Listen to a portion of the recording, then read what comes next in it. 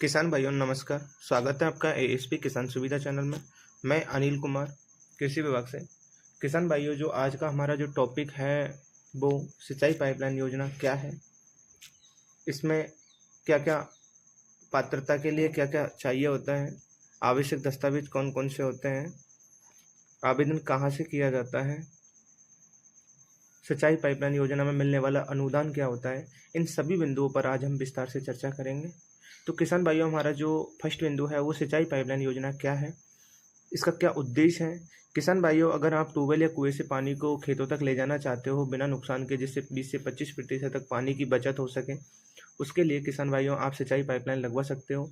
उस पर अगर आप आवेदन करना चाहते हो तो आपको सरकार के द्वारा अनुदान दिया जाएगा, और जो आपका जो पानी की बचत होती है उससे आप एक्स्ट्रा ज़मीन को की सिंचाई करके एक अच्छा उत्पादन प्राप्त कर सकते हो।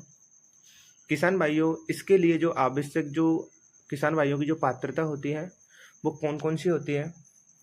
किसान भाइयों के पास खुद का भू स्वामित्व होना जरूरी होता है। किसान के नाम पर कृषि भूमि होना जरूरी होता है। किसान के पास कुएं पर विद्युत डीजल ट्रैक्टर से चलने वाला पंप सेट होना चाहिए होता है। अगर किसान के पास सिंचाई का सोर्स नहीं है और वो किसान किसी अन्य किसान से पानी लेकर अपने खेत पर पाइपलाइन स्थापित करना चाहता है तो उससे पानी देने वाला किसान से प्रमाण पत्र लेना होगा। किसान के द्वारा इस योजना के माध्यम से पहले अनुदान ना लिया गया हो, किसान का जन आधार कार्ड बना हुआ हो, ये अगर सभी किसान के पास है तो वो इसकी पात्रता की सूची में आता है। अब किसान भाइयों, इसमें जो आवश्यक जो दस्तावेज हैं वो कौन कौन से लगाए जाते हैं। इसके लिए किसान भाइयों आपका एक लघु सीमांत प्रमाण पत्र बनना जरूरी होता है। अगर आप लघु सीमांत श्रेणी में आते हो तो आपके पास जमाबंदी होना जरूरी है। जमाबंदी 6 महीने से पुरानी नहीं होनी चाहिए। पटवारी के द्वारा प्रमाणित भू नक्शा होना जरूरी है। बैंक पासबुक की कॉपी होना जरूरी होता है। किसान का जन आधार कार्ड जिसमें बैंक खाता अपडेट होना चाहिए। किसान का आधार कार्ड जिसमें मोबाइल नंबर लिंक होना चाहिए। ये सभी अगर आपके पास हैं तो आप नज़दीकी ई मित्र केंद्र के माध्यम से या फिर स्वयं के स्तर से राज किसान साथी पोर्टल या राज किसान सुविधा ऐप के माध्यम से इसका ऑनलाइन आवेदन कर सकते हो। इसका जो आवेदन है वो आप स्वयं भी कर सकते हो। किसान भाइयों, इसमें जो अनुदान की सीमा रखी गई है वो निम्न प्रकार से है। अगर कोई कृषक हमारा लघु सीमांत श्रेणी का है, अनुसूचित जाति अनुसूचित जनजाति का है, तो उसको 60% तक का अनुदान दिया जाएगा। अधिकतम राशि 18,000 रुपये। अगर कोई किसान अन्य श्रेणी का है तो उसको 50% तक राशि अनुदान दिया जाएगा। अधिकतम राशि 15,000 रुपये। तो किसान भाइयों, आप सिंचाई पाइपलाइन का अनुदान सरकार के द्वारा लें, क्योंकि हमारे जो किसान भाई होते हैं उनको पाइपलाइन खेतों पर लगवाना बहुत ज़रूरी होता है। लेकिन अगर उसको आधा रुपये सब्सिडी पे अनुदान के रूप में अगर मिल जाए किसान सरकार की तरफ से तो एक बहुत बड़ी छूट होती है। उससे किसान भाइयों की एक बहुत बड़ी बचत देखने को मिलती है।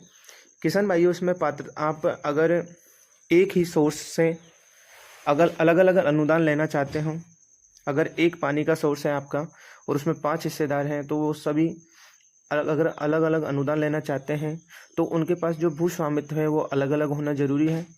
अगर किसान भाइयों आप एक ही पानी के सोर्स से लंबी दूरी तक पाइपलाइन ले जाना चाहते हो तो उन सभी के पास भी भू स्वामित्व अलग अलग होना चाहिए और उन सभी को अनुदान देय होगा। तो मैं निवेदन करना चाहूँगा किसान भाइयों आप सभी से, आप सभी सिंचाई पाइपलाइन लगवाएं, आवेदन करें और सरकार से अनुदान प्राप्त करें, जिससे आपको आपकी खेती के अंदर आपके जो खर्चा है उसमें एक बहुत बड़ा आपका बचत देखने को मिलेगी। नमस्कार किसान के माध्यम से नेक्स्ट में दोबारा वीडियो में हम किसान भाइयों, जब आपकी फाइल ऑनलाइन हो जाती है तो वो फाइल हमारे कृषि विभाग के पास प्राप्त हो जाती है। उसके दस्तावेजों की जांच की जाती है। उसके बाद उसकी प्रशासनिक स्वीकृति जारी कर दी जाती है। प्रशासनिक स्वीकृति आपको आपके मोबाइल नंबर पर एक SMS के द्वारा आपको सूचना मिल जाती है। अगर आपको SMS के माध्यम से सूचना नहीं मिलती है तो आपको आपका जो नज़दीकी जो आपका जो पंचायत में जो कृषि पर्यवेक्षक लगा होता है उसके माध्यम से आपको सूचना दे दी जाएगी कि आप 60 दिन के अंदर पाइपलाइन को खरीद सकते हो। अगर आप 60 दिन में भी अपना कार्य पूरा नहीं करते हो तो आपको अंतिम 30 दिन और दिए जाते हैं। 30 दिन के बाद में आपकी जो प्रशासनिक स्वीकृति है उसको रद्द कर दिया जाता है। और अगर आप 60 दिन के अंदर अपना कार्य संपन्न कर लेते हो तो आपकी जो उसका जो भौतिक सत्यापन है उसको कृषि पर्यवेक्षक और सहायक कृषि अधिकारी के माध्यम से कर दिया जाता है।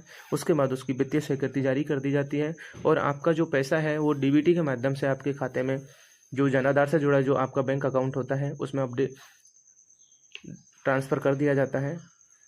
मैं आशा करता हूँ किसान भाइयों आपको ये वीडियो आज का पसंद आया होगा। अगर वीडियो पसंद आया हो तो आप चैनल को सब्सक्राइब, लाइक और शेयर करना ना भूलें। हम आपसे दोबारा एक अगली वीडियो में मिलेंगे। तब तक के लिए जय हिंद, जय भारत।